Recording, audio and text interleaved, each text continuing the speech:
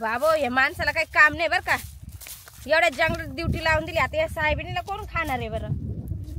काय एवढं जंगल इथं वाघ नडकाचं भेव वाटत एक इथं दिसा नाही बी कोणी. आता झोपूनच घेतो थांब छत्रीच्या सावलीला.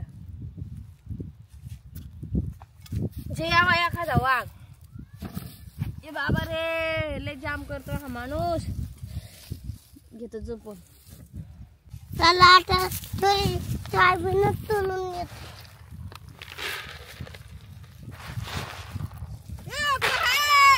अरे कोण तू? काय तू बाबू? अरे लोकांची नुकसान करतो काय? भाई एवढा गोदर धुतलाय सकाळी सकाळी. वाळलं पाहिजे उन्हाला म्हणा. पड बाबा कडक म्हणजे पटक्यान वाळून जाते. नाही तर आंबट वाशी येतो याचा वाला. ओ बाय ओ ते पोर आलं तू कुठं गायलं? कोणतं पोर? हे लहान पोर आता कुठं गेलं ते? हाय ना आमचं काय झालं? तुमचं का काढा बाहेर काढा. हो झालं पण काय?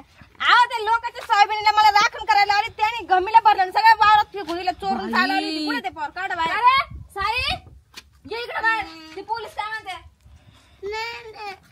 नाही ना काय करे लोकांचे नुकसान मार नका चोरट नका म्हणू. लहान पोर आहे हो. आव एवढं मोठं गमीला आणलं त्यांनी. काय केलं तू? मला सोयाबीन खायची होती. सोयाबीनची भाजी म्हणून आणली. भाजी खायची होती म्हणून सोयाबीनची कोणी भाजी खात का? पोराला काय हाय का नाही?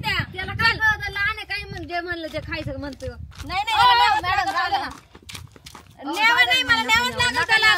सण सुद्धा आलाय मग तुम्ही चला त्या बाईची तेवढी सोयाबीन येचून द्या वावरात पडेल. देईल मी येचून जा. सण सुद्धा आलाय नका नेऊ पोराला. जाऊ दे सण सुद्धा आपण समजत नाही त्याला न्यावंच लागल. चल रे नका ना. ओ साहेब नका ना. हो नका नाही न्यावंच लागल त्याला. नका हो नका. दोघं मायले का ते लोकांची सोयाबीन येचून द्या. थांबा मी सांगते का रे कसे का परत अशा खोड्या वैताग आणून सोडलाय तू पार. कोणाच्या काही ना काही खोड्या करून घरी पाहून येतो. खायची होती मग तुला बसून एखादी मूठ खाऊन घ्यायची. पाटी काला भरायची.